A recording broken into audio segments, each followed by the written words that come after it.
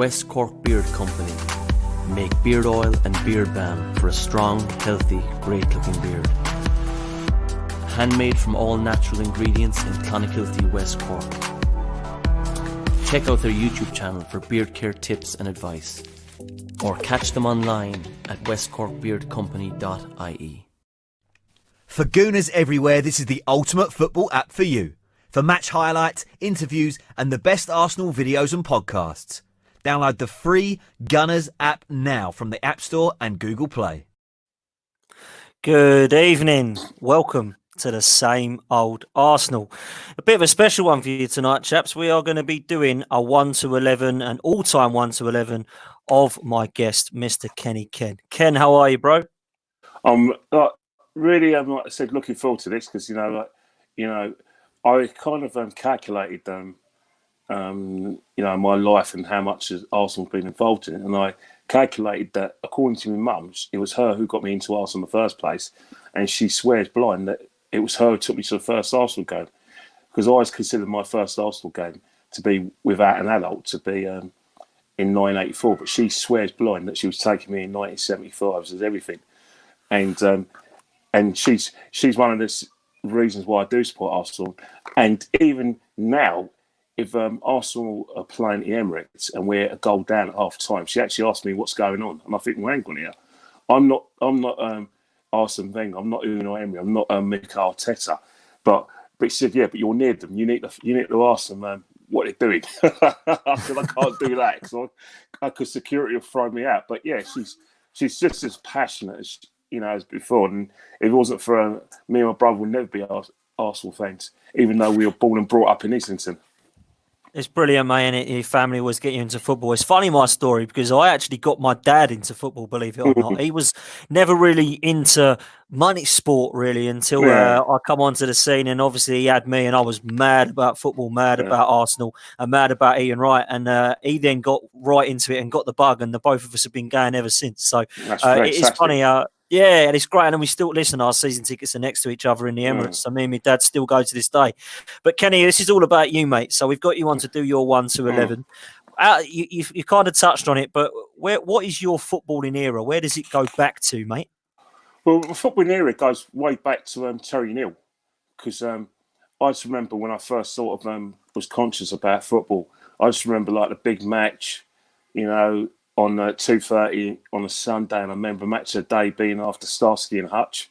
And I just remember Arsenal having a goalkeeper. I remember Mark McDonald was still playing for Arsenal as centre forward. I remember Jimmy Rimmer was in goal, memory serves me right. And I remember a very young David O'Leary with the hair, and Liam Brady had some, his hair was all over the place. And that's how my first memories in Arsenal. But when I was watching football at the time, it was Arsenal's kind of hard to sell, not for an Islington boy like myself, but for my friends, because Liverpool was so strong during that period.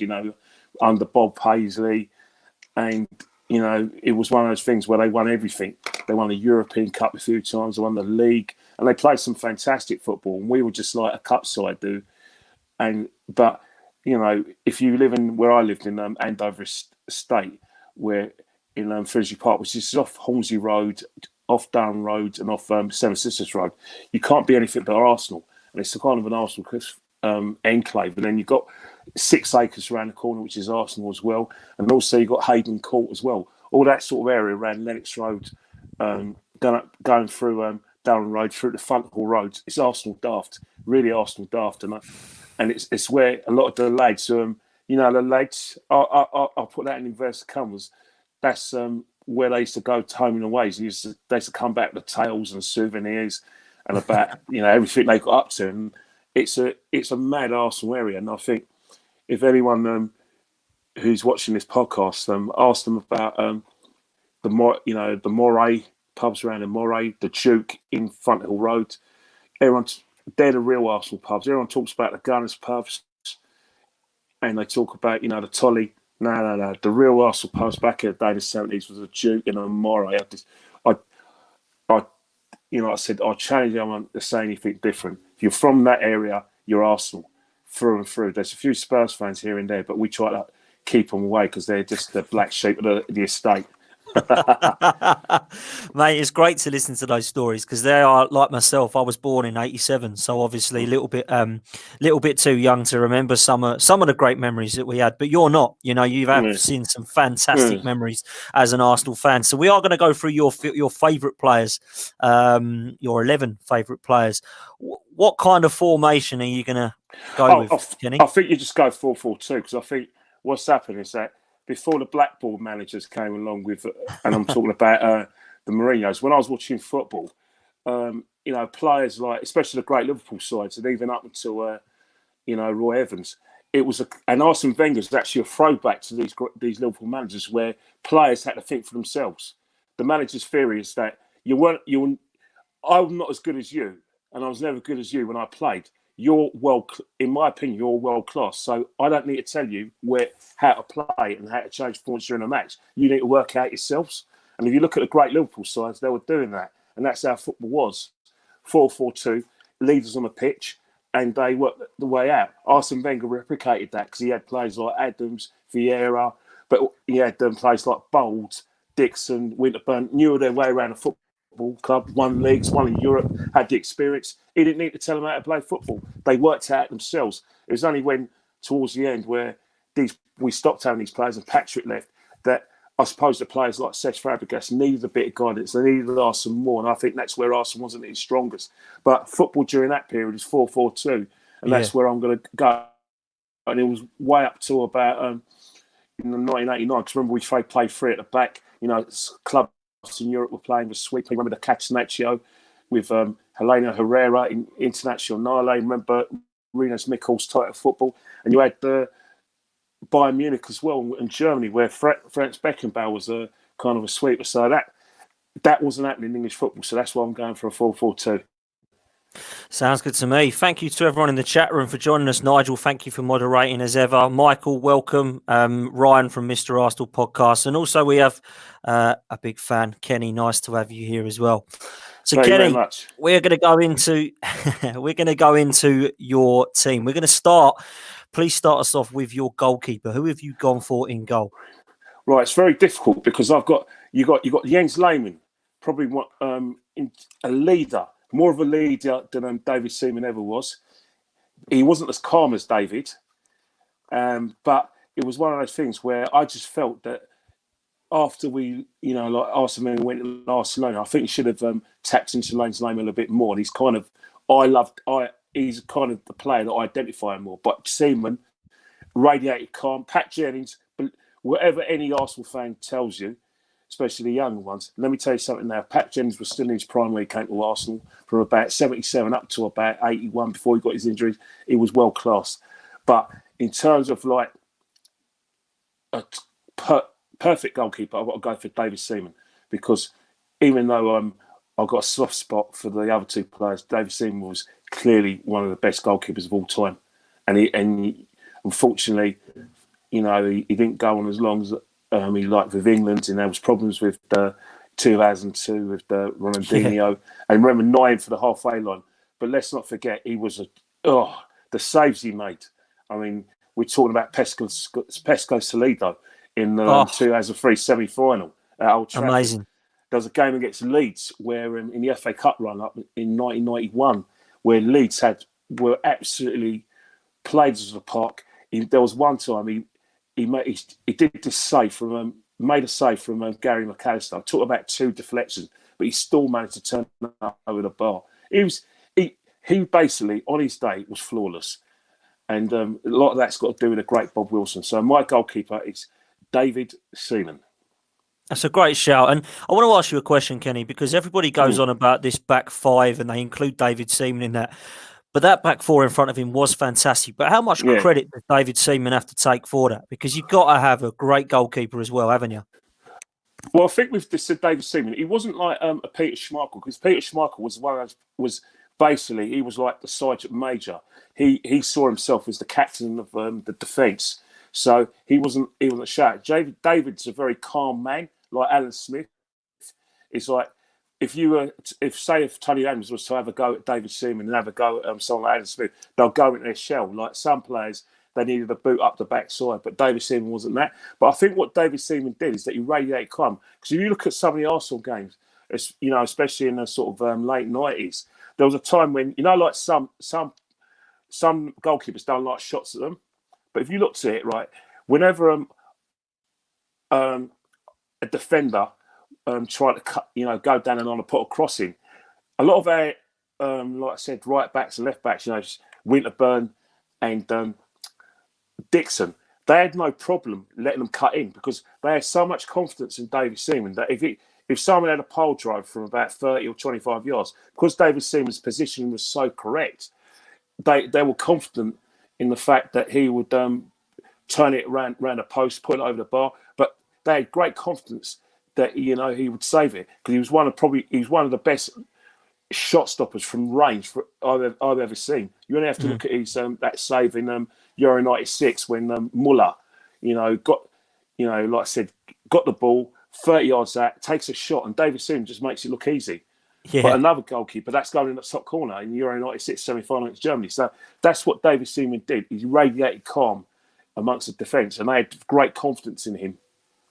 I have to agree with it, mate. And I think the biggest compliment I can give David Seaman and his best attribute was his coordination. And I've said it before. And his coordination, he knew where his right hand was from his left foot. Everything was just in unison. He was so good. Great command in the area. And I think every single defender that they played with him said they had so much confidence in him. So I think it is a great choice.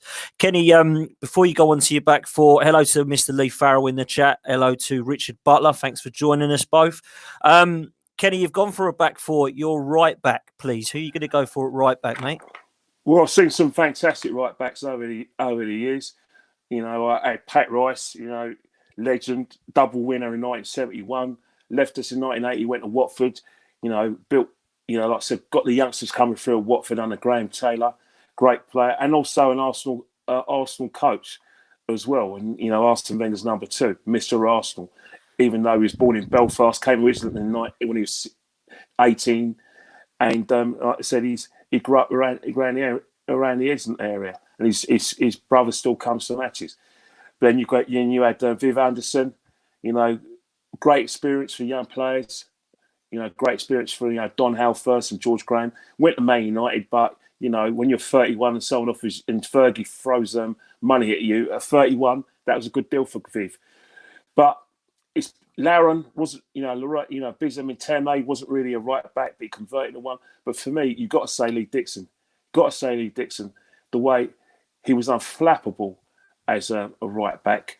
You know, he turned himself into a world-class right back. He came to us from Stoke in 1988. He wasn't at his best, but it was just work rate. And what George Graham did with him is that he managed to work that defence to the extent that they had a telepathic relationship.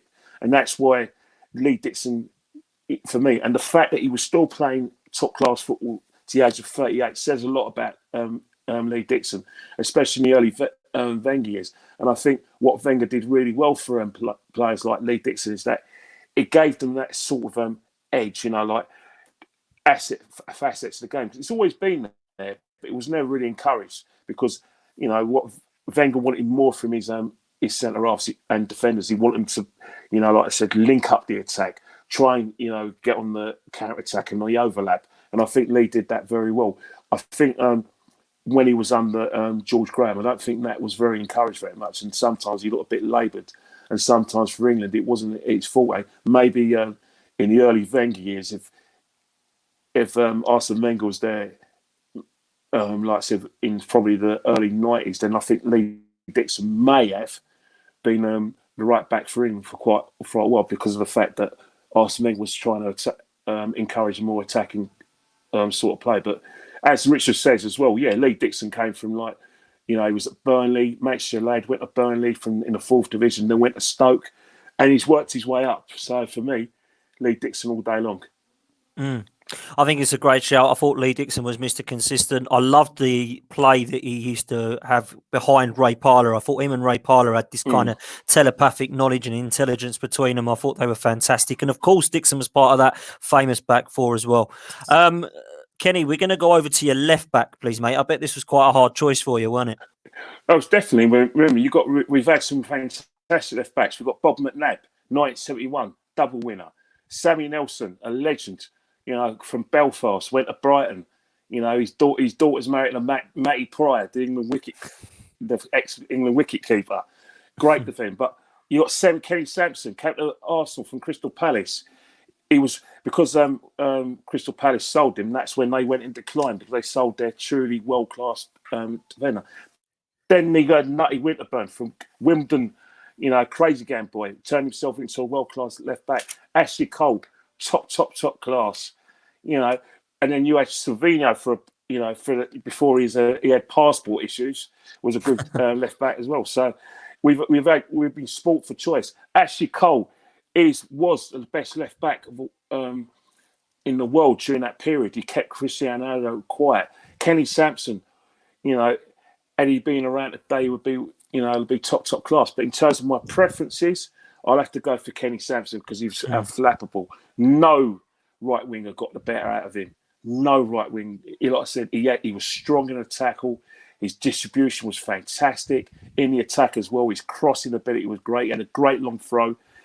He was unflappable. The fact that he got 86 England caps, consecutive caps as well, and he played in an era for England where Stuart Pearce was coming along from non-league football to Coventry, then to Nottingham Forest. You had Derek Statham of West Bromwich Albion. You had some really, really good light left backs, and also you had Alan Kennedy of Liverpool. Alan Kennedy won a lot with Liverpool, but Kenny Sampson was keeping him out of the England side. So he had that sort of competition. That I'm not saying that Ashley Cole didn't have the competition, but Alan Kennedy, 3 times European, won the European Cup. He won the European Cup twice, but he won multiple titles for Liverpool, won multiple league cups. But Kenny's kept him out of the side. Kenny Sampson for me, Dan. And listen, it's a great shout, and everybody that has seen Kenny Sampson play all say how fantastic he was. Listen, he was before my time, unfortunately. So for me, Ashley Cole would walk into it. However, a lot of people said that Kenny Sampson was a better defender. I think Ashley Cole probably had the class of world class and probably the best in the world when he was playing. So I think that's why everybody goes with Ashley Cole. But listen, it's not for me to say that, it's a bad choice. Kenny Sampson for me sounds absolutely phenomenal. So, yep, mate, that's a good pick. And I think some people in the chat that go back that far are totally agreeing with you as well. Centre-back pairing, Kenny, I'll let you decide which one you want to go with first. But who's your first centre-back? Well, first centre-back is... It's going to be a hard one because I've seen some really good centre halves at Arsenal. Steve Bold, unlucky not to play for England. Fantastic centre back. Martin Keown was a rash. I know a lot of people are very critical of him because his appraisals of the current Arsenal side, his appraisals of the last finger embers of his reign. But you can't deny the fact he was a great footballer. Very unlucky to actually get sold by us in 1986 because, Tony Madden was coming through and David O'Leary was there as well. So he was unlucky. David O'Leary, oh my God. People talk about, like cultured left backs who can bring the ball out. It's kind of, like a Beckenbauer, a Mark Lawrenson, Alan Hansen. He was treated unfairly by Jack Charlton for the Heart of Ireland because Jack Charlton kind of preferred Kevin Moore and then Mick McCarthy. And Jack Charlton was very suspicious of ball players. So I'm kind of sports choice. Sol Campbell as well. Came to us with Spurs. Probably the best centre-half in the world football. His pick of his clubs could have gone to Europe. I heard rumours he was buying a house in Manchester. Somehow, when we went round to the Arsenal sports shop in... Seven Sisters Road one Monday. We couldn't believe it when someone was walking out of there because I heard the rumours, and then when I went round there, the rumours were standing. I just saw all I could see was someone with big shoulders and massive legs. I went, "Yeah, that's him," but I wouldn't believe it because I just thought he's probably doing some window shopping. But when Arsene Wenger brought him out, I thought, yes. So it's really difficult. Do I go for David O'Leary because of the way I like? Because he was a ball playing centre half, and he's Mr. Arsenal, our top appearance player, or do I go for Sol Campbell, who I thought was flawless for those first 5 years when he was at football club? I'm tossing a coin here, but I'm going to have to go for Sol Campbell. The reason I'm going for Sol Campbell is because the guy was solid. He had everything: pace, power, positioning, and strength. So Sol Campbell is my first centre back. My second centre back, I'm going to give him a bit of build up here. All I can say, right, in every year, if you look at the centre halves, right, and the managers in the field and the fulcrum was success, you look at the successful eras, they always have a player that they can look to, a leader on the pitch, an image of their manager. Chelsea had John Terry. Man City recently had Vince Kompany. Liverpool had Ron Yates. Then they had someone like, then they had other leaders. You know what I mean? You look at Roy Keane. But when you look at Arsenal now, you only have to look at Tony Adams. Yep. A leader. He is Mr. Arsenal. Even though he was brought up to support West Ham, born in Dagenham, West Ham as a kid, something he doesn't deny. But the reason why I'm going to put Tony Adams for obvious reasons, but he came through adversity. His first bit of adversity was Euro 88, when England did really badly, lost every game. He was seen as the scapegoat for England doing badly. So when he came back to England, he was getting the donkey chance. That season, overcame that, won the league, 89, our captain. And then you had a year later, the adversity, going into prison, coming back that same season, win the title. Come on, leader. And then he had to resurrect. Didn't lose a game, did he, that season? Because he was in the nick with it. Yeah. Is that, when we lost, yeah.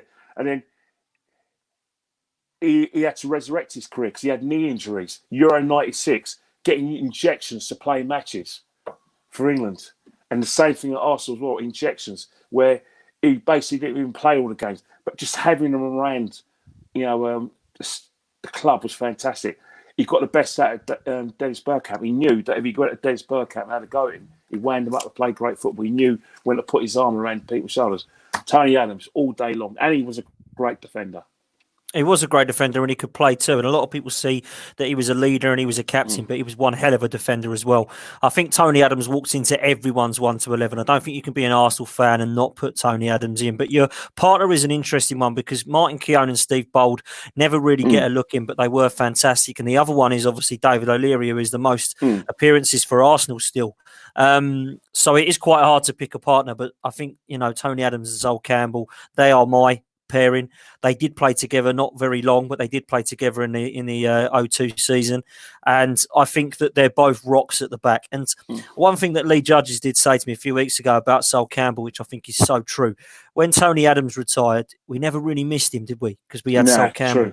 You know what I mean? So it proves how good Sol Campbell was for us. So 100%, mate. I think that's great. So we've gone with David Seaman in goal, Lee Dixon at right back, Kenny Sansom at left back, Tony Adams and Sol Campbell as your back four. We're going to start in centre midfield, mate. Your 2 centre midfielders, Kenny. Right. It's really odd. I know when we were on, like I said, the Claude show, I went for Vieira and Petit. But you're going, and I thought I wanted to go to a team that I think is going to win.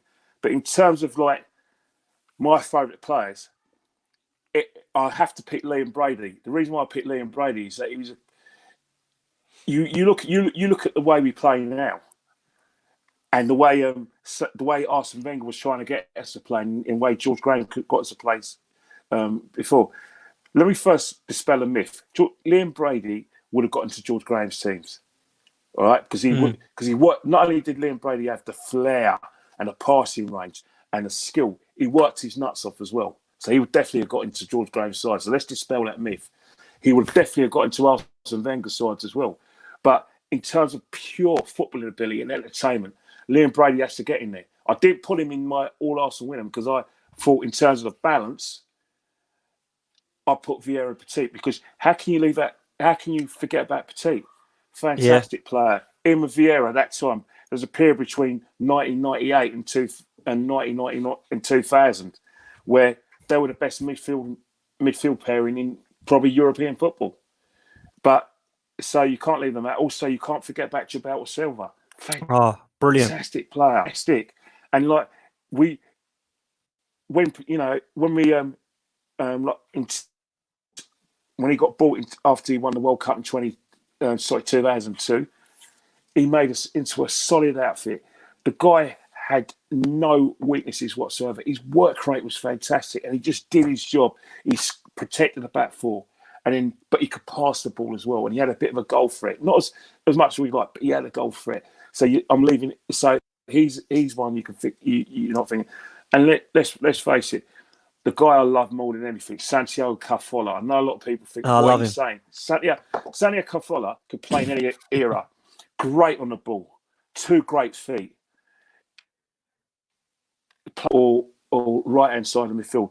But he was like the brain of our sides in the early Wenger years. And as Ozil misses him to this day. When you look at Mesut Ozil's kind of decline into inconsistency, I'm confident if Santiago Cazorla was playing in that side in its prime, I think we'll be seeing more better performances from Mesut Ozil. I'm convinced of it, because you look at that purple patch that Mesut Ozil had when he first came to the club in the 15-16 seasons as well. Santiago Cazorla was fit for most of those times, so he's another mention. But for me, it's got to be Liam Brady. Alongside him has to be Patrick Vieira. Has to be Patrick Vieira. 100%. He is the most complete midfielder I've ever seen in an Arsenal shirt. To the extent that he's the only. If you have Patrick Vieira in your side, you can actually be a team of all seasons.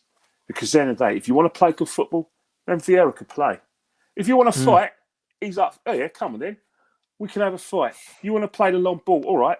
I'm going to go and help my defence. I'm going to help them out by heading the ball out. If you want to sort of play on the overlap, I've got great pace, great long legs. I can help out the attack. In his prime, there isn't a better midfielder than him. And the fact that Arsenal fans still say we've never replaced Patrick Vieira says a lot. And he left the club 15 years ago. That's probably about 3 teams ago. You know what I mean? So that's how great Patrick Vieira is. And people talk about legendary status and talk about trophies. I don't know. I think there'll be talk about him getting one soon. I'm really convinced of that. Well, listen, I mean, I'm going to start with Liam Brady because I didn't get to see him play. Unfortunately, I didn't get to see him play. I've seen clips and videos, but it's not quite the same when you just see it on clips. But what I saw, it was world class. But let me ask you this, Kenny, because in my era of football, I've seen Patrick Vieira, Roy Keane, I've seen Paul Scholes, Steven Gerrard, Frank Lampard. If Liam Brady was playing with those guys, would he be better? Would he be up there with them lot? I think he's a different sort of player. Remember, Paul Scholes was probably is seen as probably one of the best players of all time. I wrote an article for a football magazine, and I said my 10 most gifted English players of all time, and Paul Scholes was the first one, because again, he is a natural talent. He has a natural talent to play football. He was converted in from like I said, a split striker into one of the best midfielders. Accurate passer of the ball. Could play anywhere in the midfield. But so in that respect, in terms of like Liam Brady, Paul Scholes is probably closer to him in footballing ability and natural talent. Steven Gerrard and Frank Lampard are great players in their own right, but they was kind of your box to box midfielders. To the extent they were like what I call Brian Robson type midfielders, but scored a bit more goals. So they're a bit different from Liam Brady in that respect. But I think the closest player in terms of Liam Brady, in terms of accuracy of passes, is probably going to be Paul Scholes in that respect, because of what I call the natural ability. But if you look at talking about Paul Scholes, you speak to any player who played for Juventus or played for Barcelona or Real Madrid, and they ask them the best midfielder they played for, and they all say Paul Scholes. They rate him higher than Lampard and Gerrard, and that's not just the players; it's the coaches as well. I know Zidane and Xavi have said, "Do you say that you're the best footballer in the world?" And their reply was, "I don't know. Go and ask Paul Scholes." Yeah. And when Zidane and Xavi and- say that, you think, wow, this guy must be pretty special. So I'm with you there, mate. He's special. So I think, yeah, Paul Scholes is probably going to be closest to Liam Brady in terms of like that kind of footballing ability and brain as well. Yeah, fair enough, mate. We'll come to Patrick Vieira because for me, when Adams left, it was always going to be hard to replace a captain. I think Vieira did that plus more. I thought he was absolutely sensational, really pivotal in us winning the double and obviously in 98 and 2002, but an invincible as well. And it's quite fitting that his last kick of a football was to lift the trophy in 2005 in the FA Cup final. But I think what the goals that really stick out for me with Vieira, the two that stick out for me was the long range effort against Newcastle at Highbury, which was just top draw, absolute top draw. And of course, the one where I think he broke his foot after he'd scored it was the one that went above Schmeichel when we beat Man United 3-2 at Highbury in 98. So they're the two that really stick out for me. But Patrick Vieira, I don't think he's been replaced at Arsenal since we left in 2005. I don't think that we've come close. Richard has actually said here, Richard Butler, Diaby was the nearest until injury killed his career. I think he's got a point there. I think Diaby would have been fantastic, if I'm honest. Well, if you look at Diaby, talking about Richard, thanks for mentioning that, because if you talk about Diaby, you look at that game when we lost Liverpool in the Champions League quarter-final, which was the biggest injustices in football. It really was, That game at Liverpool, that was Diaby at his best. And he was flawless. I still have issues with that game because I look at it, I said, how can we play so well and still lose? I don't Unreal. I've watched the highlights and I still think, how did we lose that game? I'll never forget the referee. I still think the referee wants to be put in jail or something. Wanted to make a name for himself, didn't he? Yeah. I still think that, Liverpool got played with 12 men, but that's another show altogether.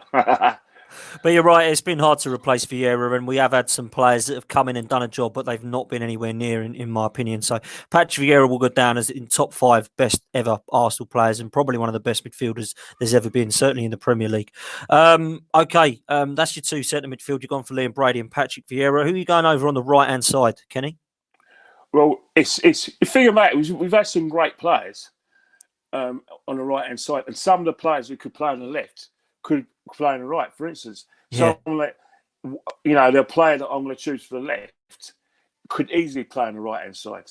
Let's not forget that, if we talk about, Mark Overmars, we bought him as left-hand side, but he could play on the right-hand side as well. Excellent pace. He's one of those players who's just, it was just like, I think you could be on 10 motorbikes and you wouldn't catch him.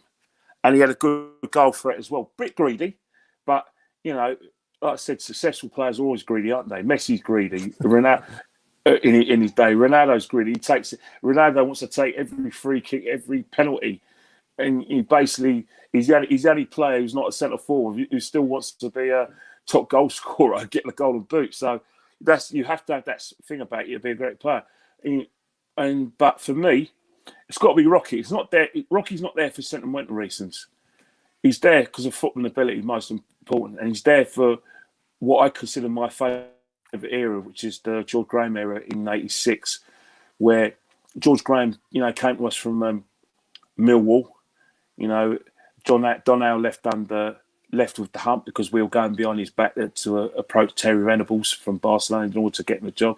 Don Howe found out, left.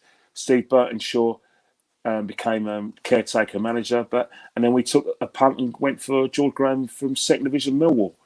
So, one thing about George Graham did is that he identified top players who people can get him success. Obviously, he had Tony Adams. He had George. He had Viv Anders' experience. He had Kenny Sampson still, but in terms of like the player, the flair.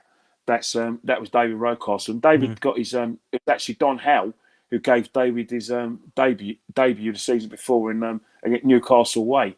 But you look at the Rocastle story and you look at the skill. He's the only player I know who could still play with that sort of skill in what was a fast game in the 80s. And also another thing as well. He had a bit of a goal threat as well. We all talk about the game against Tottenham when he got us in the Little's Cup final and was a fulcrum for our success.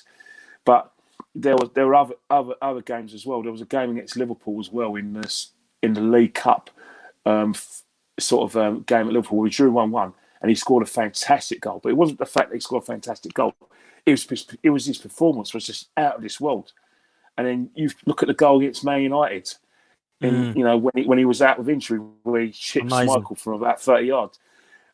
But it was just the fact that, again, it was the adversity as well. He lost his dad as a kid. He lost his dad very young. He had to be a father to his the whole family, and he just wanted it so badly. He really wanted to be a footballer. He really wanted to make it at Arsenal. And when we got medical advice to let him go, it was like he was so upset, not because his football career was over. It's because his home. He was taken away from his home. And I think, if you look at his performances for Leeds, Chelsea, Man City, it was Ipswich for a while. It was like, because it wasn't Arsenal, I don't think he could sort of get himself into that sort of level, because obviously he had his knee injuries. But when you're playing for a club you love, you can overcome that. But it was one of those things where his career kind of went down. It's a shame, because it was like him and Norman Whiteside, another player, lost his career to injury as well, with a similar knee injury as well. Both of them were probably the hottest properties in English football in sort of in the middle 80s and early late 80s. So it's just a shame. And obviously, David's been taken away from us as well, because he's the worst. He beat everything else, but he couldn't beat the cancer that took him away at the age of 33, which is so sad. And I still think a lot of Arsenal fans feel that pain. Massively so. Massively so, and I think Rocky was underrated as a footballer as well. People thought he was great, but he was better than great. He was world class in his position, in my opinion.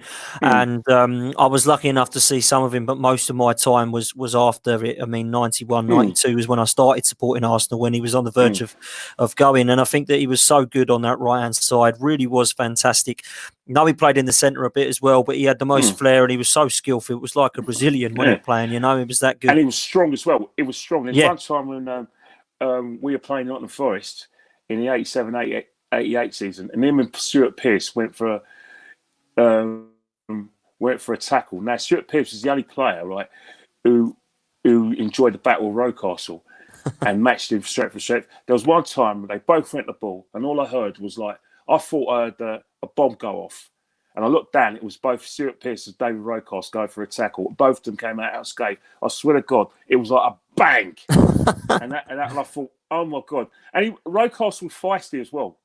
Feisty. Remember there was a situation in Norman Whiteside where it was a bit of one of the battles of Old Trafford. We had a few of them in the 90s, but in sort of in the George Graham era. But in 87, he got himself sent off because he had a little kick at Norman Whiteside when he was on the ground and got sent off. And then, he was very feisty.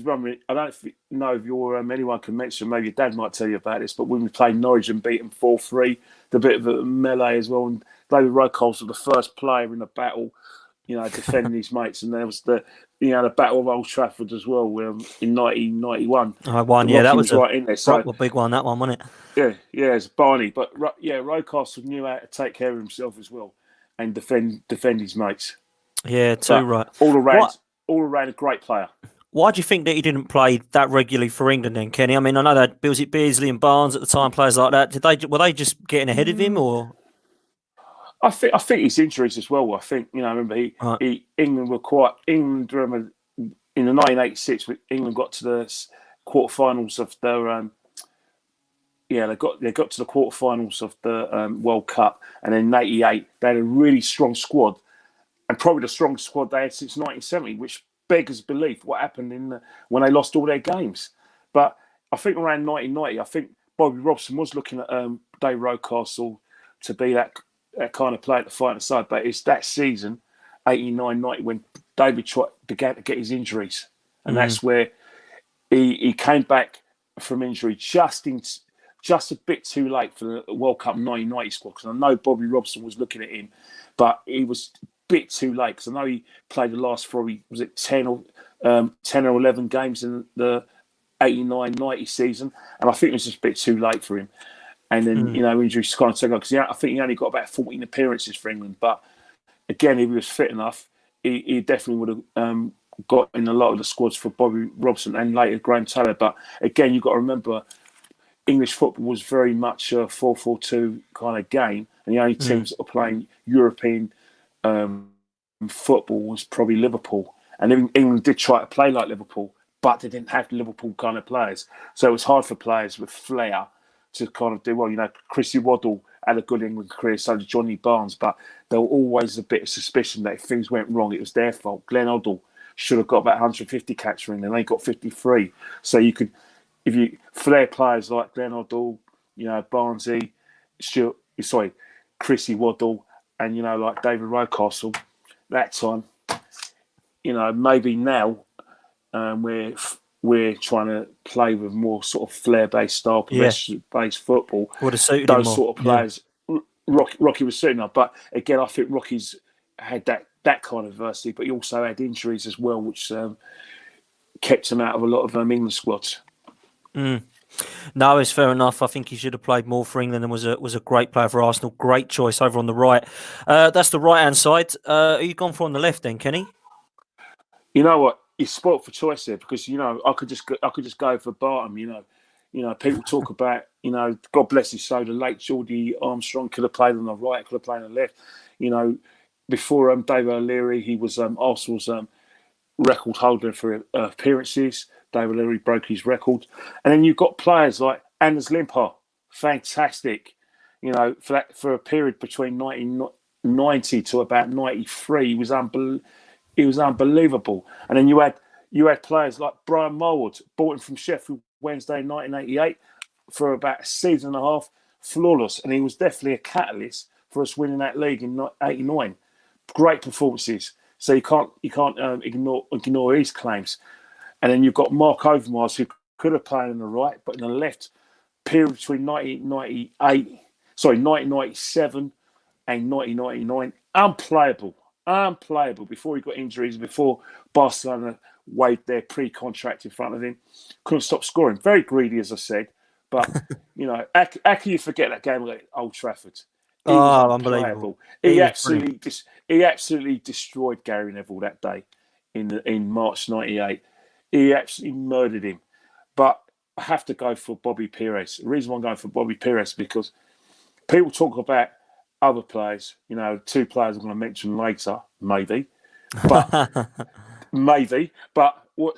but Bobby Pires is close to them in terms of ability. That season when he joined us in 2000 from Marseille, struggled a bit in English football, but you could still see a bit of his quality.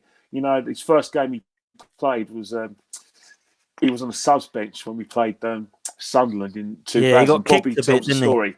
he? Well, he tells a story where I think Arsene Wenger said, go on the bench and watch it. So basically, we lost that game because Niall Quinn scored against his old club. Naughty boy, Niall. But he looked at it, he went to Arsene Wenger, going, how the hell can I play with this? The referee's allowed them to tackle like that? He said, yeah, they do. And it's like, he's thinking, what have I done? What have I done? And I remember he used to talk to Patrick Vieira, and Patrick Vieira was to reassure him he would like surveillances. And then, you know, he had scored a few good goals. He scored against Tottenham quite a lot. You remember the semi-final at Old Trafford? I was there when we beat Tottenham 2-1. He got the winner. And then the season afterwards in 2001, 2002, I'd defy anyone to say that anyone played better football in an Arsenal shirt than Bobby Pires for that period. Well, until he got Jay his injury. puts up here that Pires was unplayable during that season. Definitely. And I agree. I definitely agree. That his performances up until he got his knee injury was bordering on world class. It wasn't even world class. It was big, better than world class. It was off the planet. You look at the way he played, the way he when we won at Anfield, the way he set up the goal for Freddie Ljungberg, the way he turned Risa inside out. No, Ray turned I think it was Honcho inside out, and then he put that cross in.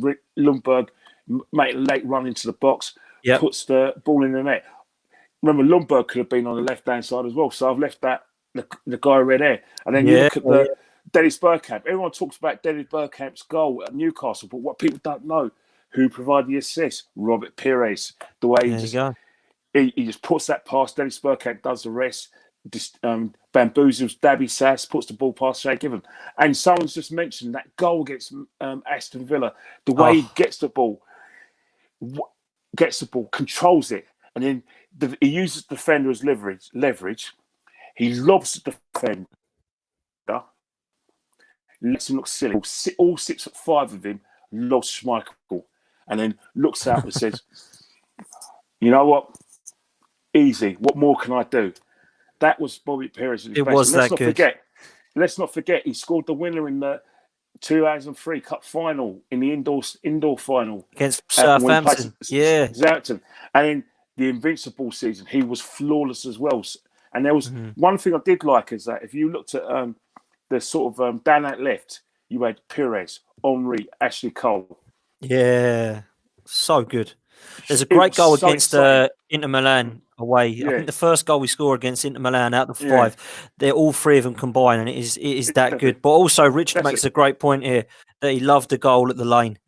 Yes, absolutely. Really his first, remember that? Yeah, Richard, remember the goal in 2001, 2002 when he shot from about 25 yards and Sullivan fumbled it into the net. But let's not forget the goal in when we did win the Invincibles, when he scored the. I think he's got the second goal, didn't he? Nice little cross down the left, and he just kind of guided it in the net past Casey Keller. How can we forget? Robert Pires is probably one of the best players and most naturally gifted players I've ever seen in an Arsenal shirt. And we are in all sorts of company. Yeah, listen, I would have to agree. And the biggest compliment I can pay Robert Pires is probably one of the most decorated players in the Premier League history is Ryan Giggs, and he was phenomenal, absolutely phenomenal. And the history says it all, and the trophies say it all. But there was a couple of years, in my opinion, Ken, where he was better than Ryan Giggs. You know, he was. And that for me is the biggest compliment that I can give him. I just thought he was absolutely outstanding. Between, I'd probably say 2001 to 2004, he was better than Ryan Giggs, you know, and that says a lot. Another thing as well, his last game was a bit of a disaster, was very upsetting for him as well. 17 minutes, you know, Champions League final, you know, he was the one who got sacrificed. You know, Pires still says to this day that it shouldn't have happened. Arsene Wenger needed legs, you know, when we went down to 10 men. And it was either between him and Lundberg. You got Lundberg who was going to give us legs with Barcelona potentially dominating possession, which they didn't do until they got the equaliser and they brought on Ian Larson. But that's another show in itself. Oh, I felt sick that night, mate. Yeah, I felt sick. Night. But it's one of those things where, you know, Robert Pires, that's probably his last memory of an Arsenal shirt has been taken off. But his career at Arsenal is legendary. And he's still at the football club. He's one of the biggest cheerleaders. I believe he's an ambassador for the football club. So he's loyalty personified when it comes to Arsenal and his defence of anyone connected to the football club, especially the managers as well. So he's another one of our foreign players who's come to London, and even though they're not born as Arsenal fans, they've fallen in love with the football club, as did the much divided of opinion, Mr. Wenger. Yeah, too true, man. Listen, Kenny, you've only got 2 spaces left, and this is so hard because we have had 3 unbelievable strikers. I know you're going to upset me, man. I know you're going to. It's not with malice, but we do have to talk about the player that I'm leaving out because it's a hard one. Because it's one of those things, right? Is that when Arsenal were going through a sort of transitional stage where they weren't winning titles, the biggest constant at the football club and in terms of world-class performances was Ian Wright. You know, 1-0, even if we didn't really have a midfield, which we didn't have after the 1991, where we had workhorses in midfield, but we had a great defence and a great goalkeeper. But we always knew that if there was any chance going, Ian Wright would put the ball in the net. He's probably one of the best finishers you'll probably ever see in football. Yeah. Ever see in football. And he's been very unlucky as well because it's not the fact he joined the game late. It was in an era where we had players like Stan Collymore, Les Ferdinand, Robbie Fowler, Alan Shearer, Andy Cole, and they all sort of vying for that those sort of places in Terry Venables' Euro 96 squad. And what made it even hard for Ian Wright. It was like Alan Shearer was a dead cert, and it was one other, and he had to put up with that. I mean, to this day, Ian Wright's biggest disappointment is that in one of the biggest competitions that we've ever had in this country since 1966, he wasn't involved, and he was fit and raring to go. But Terry Venables, went for Les Ferdinand and Robbie Fowler alongside Alan Shearer. Even Ashley Cole didn't get a situation. That was all down to the late Malcolm Allison, who said that Andy Cole needed 5 chances for his first touch, and Terry Venables believed that. So it was one of those things where he had adversity. But in terms of someone who was not just on the pitch, but it's what he did in bringing fans to Arsenal. You look at what Ian Wright did. If you look at the Afro-Caribbean community around London, a lot of those people are not even from Islington. Some of them should be supporting QPR. Some of them should be supporting West Ham, Crystal Palace, Millwall, the local clubs. But because of Ian Wright, they became Arsenal fans. You yourself, Ian Wright attracted you to the football club. It was Ian Wright. Love him. And another thing as well is his personality as well. It's like every game, he played every game as his last ever game. It was like he was making his debut. He was so excited just to be playing football, and rightly so. And a goal celebration. Exactly. He joined the game late. He got doors slammed in his face. Like, he went to Brighton. Everyone thought he'll get a career there. And then, Chris Catlin decided to pick an Irish lad called Joe Penny instead of Ian Wright. And that nearly finished him off. And it was only when Dulwich Hamlet, had a look at him after he was playing for Greenwich Borough and everything. And they were going to Stevie Coppell and said, why has this guy not made it? And Stevie Coppell had a look at him and went, hang on, something's got you wrong. Has he got a bad attitude? He's blah, blah. And there was nothing wrong with the attitude. It's just that Stevie Coppell couldn't understand why a professional club wouldn't take him. And he went up to Ron Knows and said, look, this guy could play for England. And how you doing, Alex? This guy could play for England. And Ron Knows said, right, give him a 3-month contract. And then he only got a 3-month contract, but it was like he became a professional footballer. And then from there, he took everything with both hands. So it's hard leaving Ian out. But then again, the players are going to choose the 2 of the most iconic figures that we're ever going to see at Arsenal. It's tough. And I remember, I'm leaving out Alan Smith as well. Alan Smith was probably responsible for us winning the title in '89 and 1991.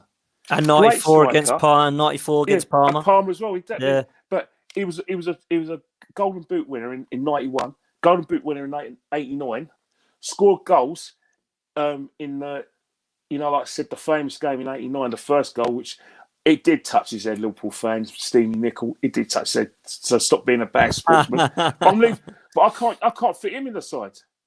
You know what I mean? It's tough, mate. It's tough, but I have to go for Dennis Bergkamp because everyone says, how do you define a great player? And I've always said, a great player is the sort of person who's got basically a camcorder in their brain. And that camcorder is the sort of things where they're in the stand. Because when we're in the stand, we can see the players making the run before the players do it. We can actually see when a tackle is going to be made. We can see someone's running off the ball, and we always say, "Go on, he's on, pass it that way, pass it that way." Dennis Bergkamp didn't need to do that. Mm-hmm. Dennis Bergkamp already had that because he's got a camcorder in his brain. On the same and wavelength. Because he's got a camcorder in his brain, he was always on the same wave for his tackles. You look at the assists that he had for Ian Wright. I mean, he Ian Wright's when he was sort of in the last years of his career, to have Dennis Bergkamp to actually take him to that level. You look at his rise. Ian Wright broke Keith Bastin's record. A lot of that is down to Dennis Bergkamp. I mean, because Dennis Bergkamp was still in that side, still alongside him, controlling him, still providing him with great service. You know what I mean? Without Dennis Bergkamp, Ian Wright doesn't break Cliff Bastin's record. But you look at the goals Dennis Bergkamp scored as well. That performance at Filbert Street in '97, I defy anyone to say there's a better performance. I know I exaggerate a bit about. Who said I exaggerate about Robert Pires? It's true. He was off this planet. But that performance at Filbert Street, oh my God, every goal was world class. The first Yep. goal, he gets the ball from about 25 yards. He basically picks his spot, and it goes in the top corner, and it sticks in the stanchion.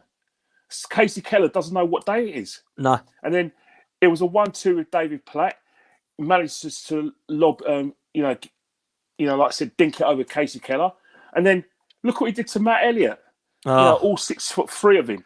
He made him. Left him.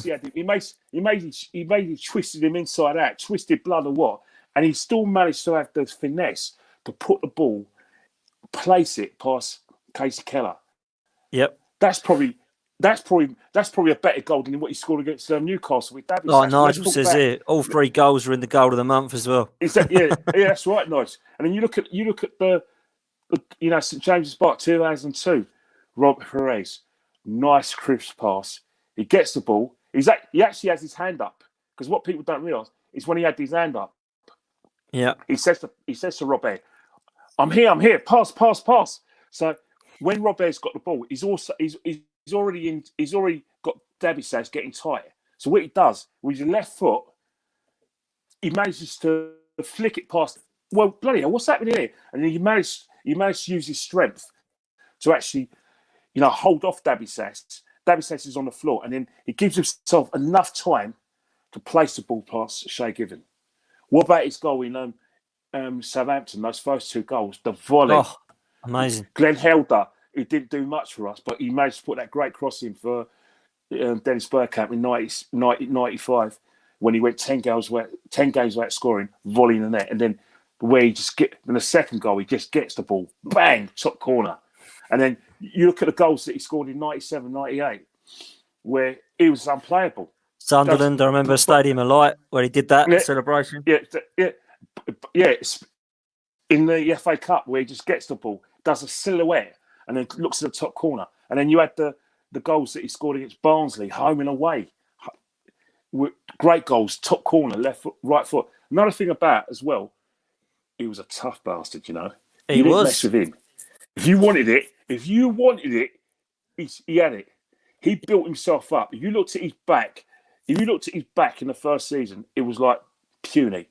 96, 97 season onwards, it was like broad shoulders. Yeah, let's have it. Yeah, he was. And he went in. Look what happened with Bracewell. All right, it was a nasty thing to do, but it just showed, don't mess with me. That 2-footed tackle. So I mean, when you play West Ham, a little elbow here and there. You don't mess with me. If you want to play football, I'll play football with you. If you want it, I'm going to have you. Don't worry. I don't need my mate Patrick Vieira to protect me, or Tony Adams. I'll do you. So don't try it with me, mate. I'm not this soft, blonde-haired, blue eyes, quiet boy, milky bar kid, Dutchman. You want it? I'll have it. I'll have you. Absolutely. You know what I mean? I'll have you. So don't try it, mate. And that's another thing about him, is that a great player, you could have it. Now, you couldn't say that about Robert. God bless. I love Robert bits, but come on. if you're having like a fight down a Lytton Tree and Holloway Roads, who would you rather have?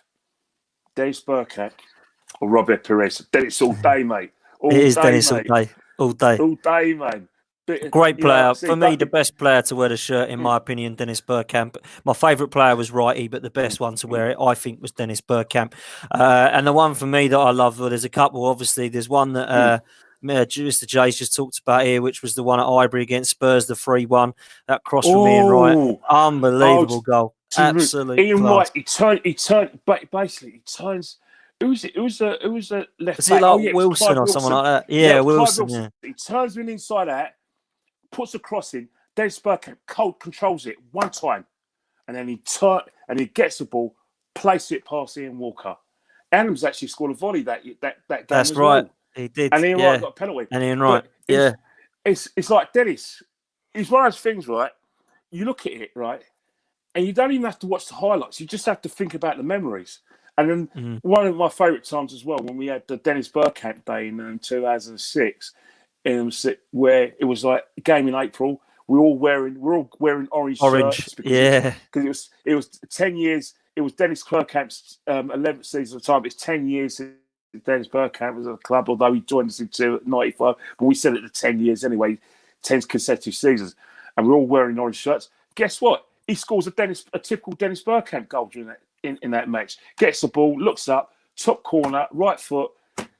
What can you say? Brilliant. It was just coming. It was written in the stars, wasn't it? He is an unbelievable player.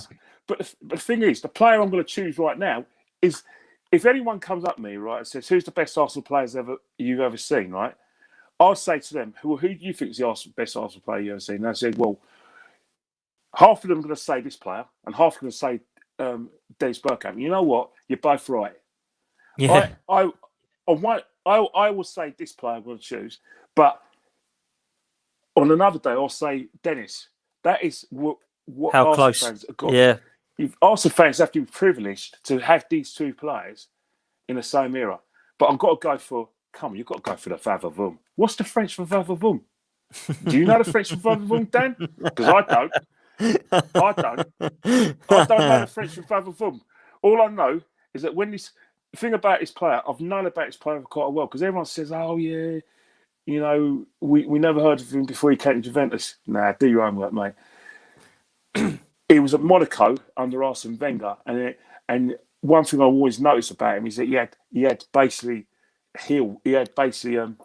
rockets in his heels. He was so quick. Him and Trezeguet.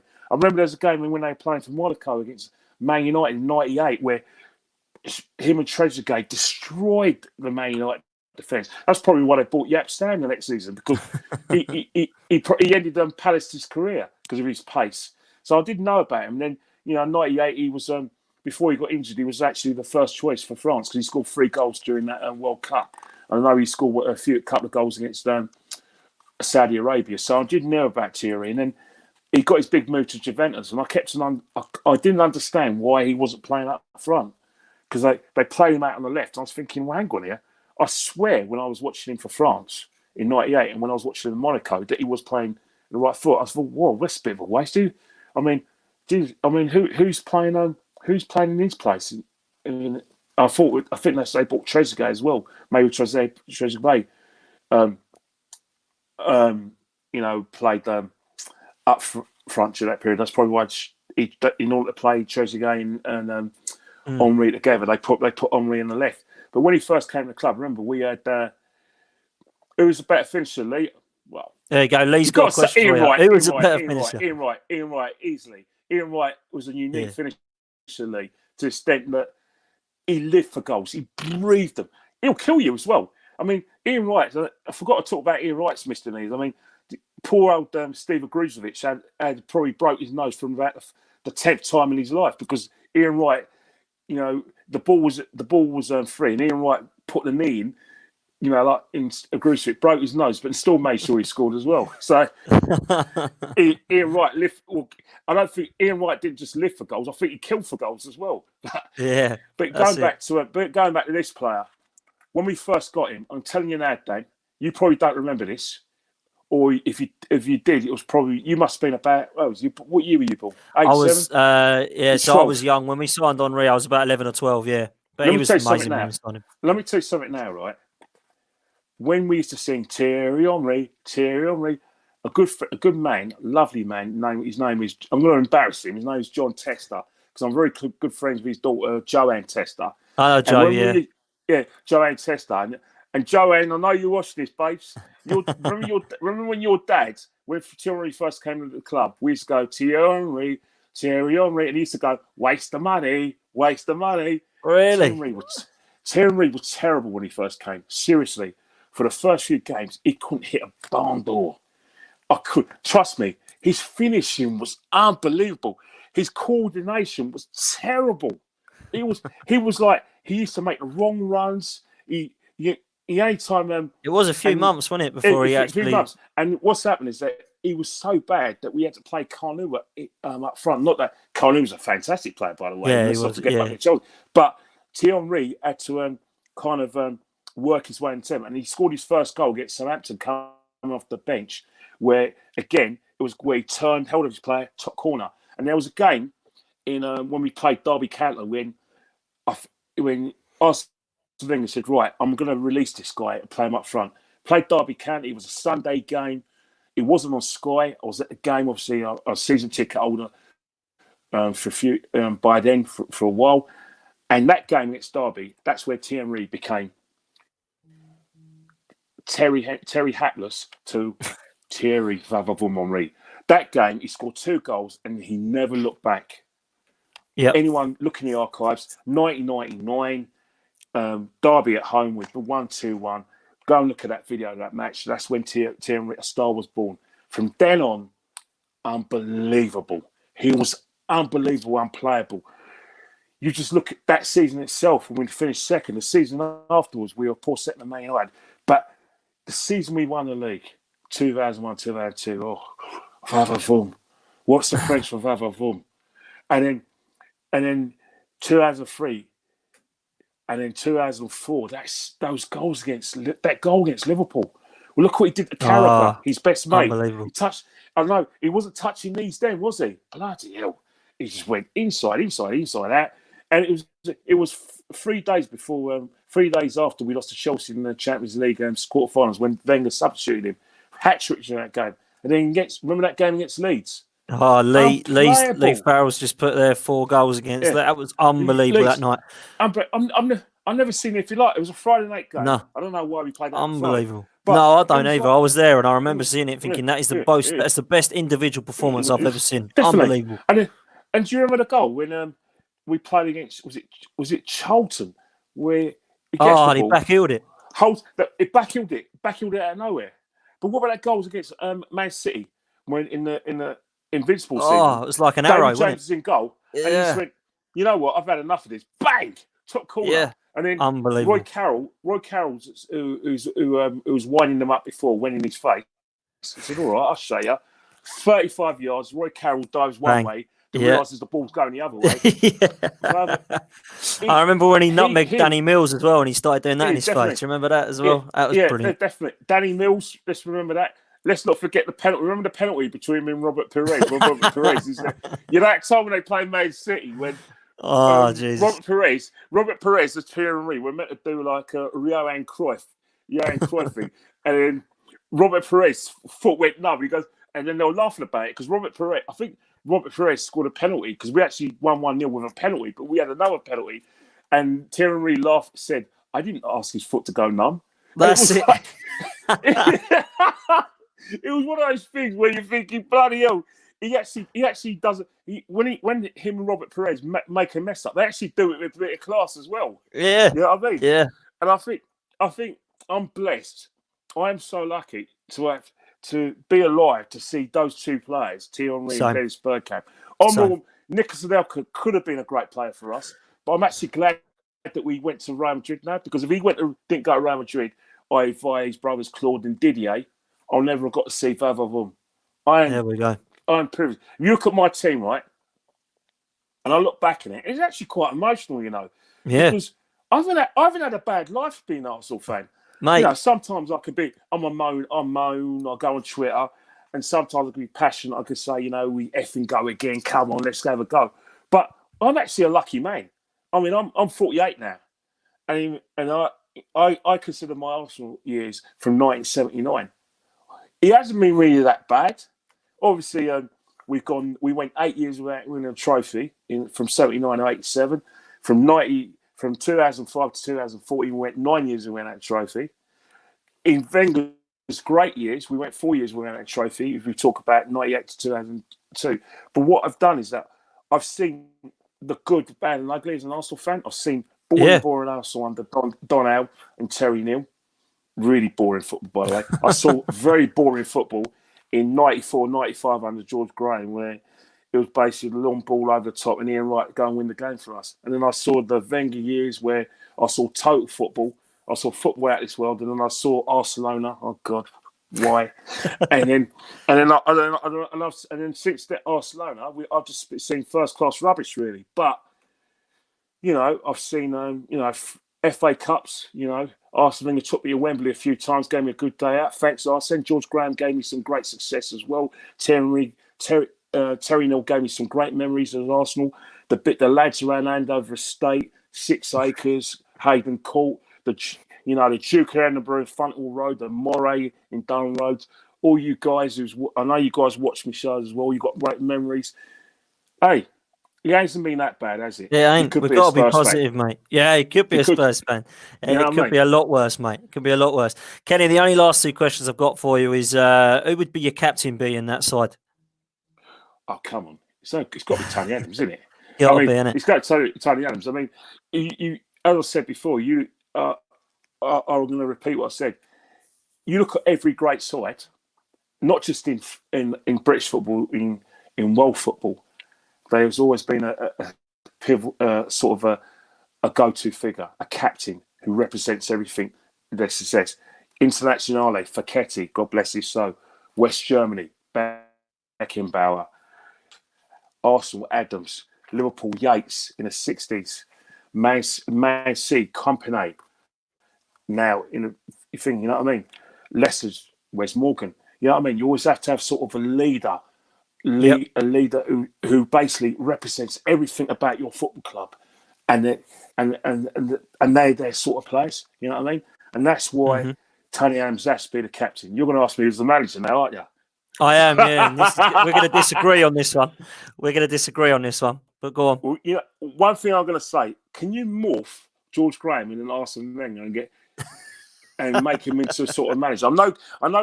There's a lot of people who are good at technology. If you could just morph those two, you've got a great manager as well. Because at the end of the day, what I would say is that if you had that manager, they'll be on a par with Bob Paisley, be on a par with Herenio Herrera, be on a par with Reynolds Michels, be on a par with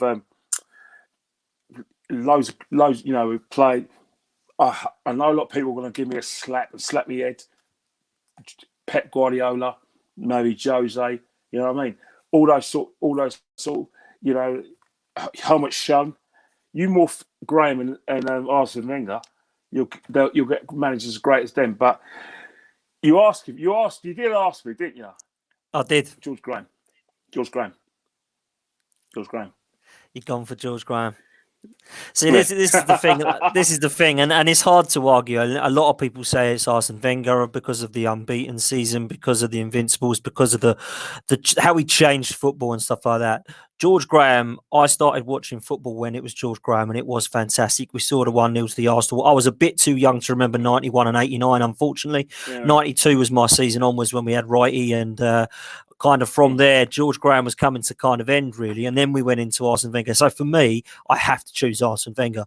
But for you, Ken, I totally get it. You know, I do totally get it. Because I get why you choose Arsene, because you've got to realise, right, is that, yes, I wanted him replaced for the last from 2009, but you can't deny the fact that he's given me some very pleasurable times.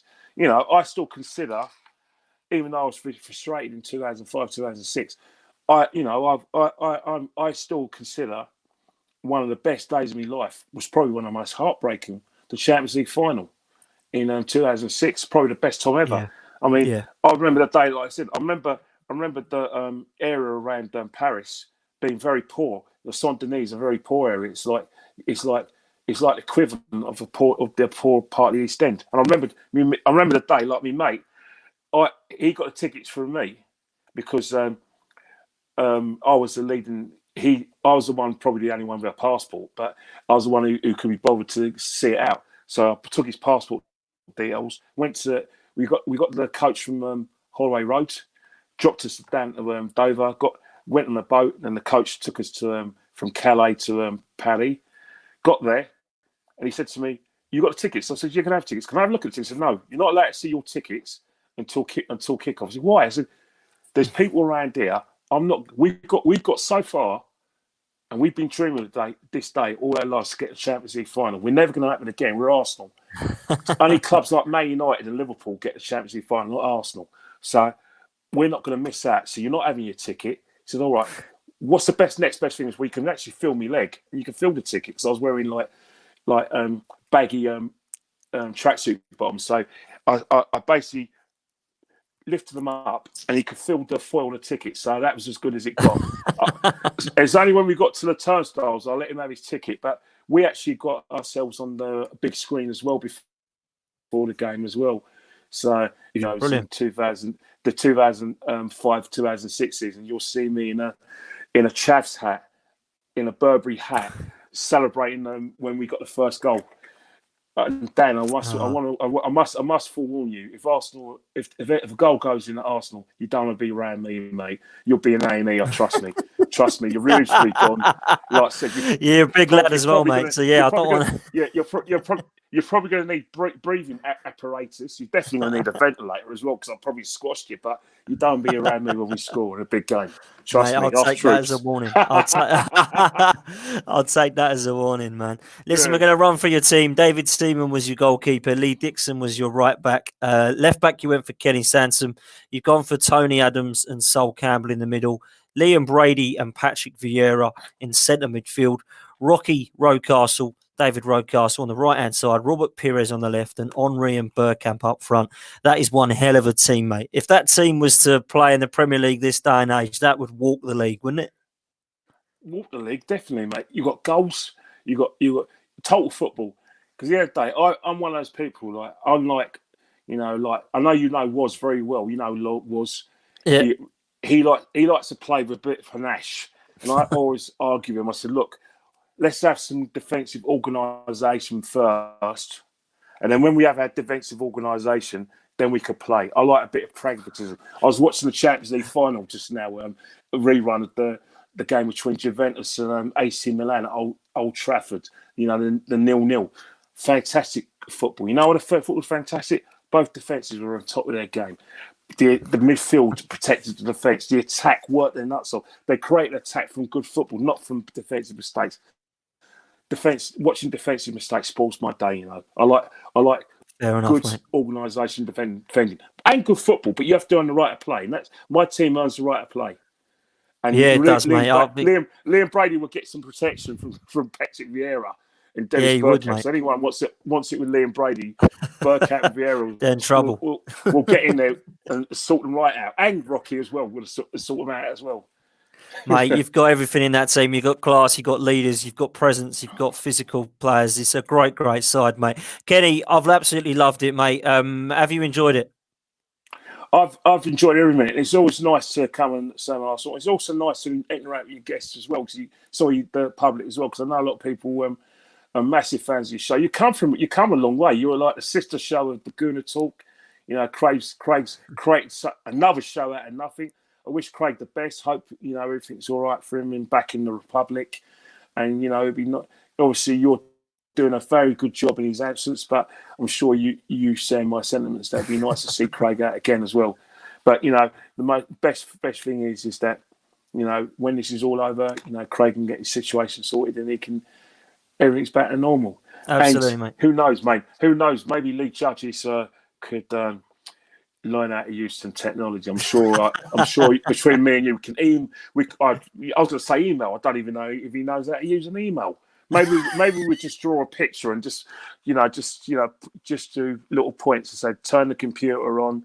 By the way, cut and paste and all that, and then attach the folder. We'll show him how to do it anyway. We need to show him, mate. I think Michelle will be pleased that we can help him out.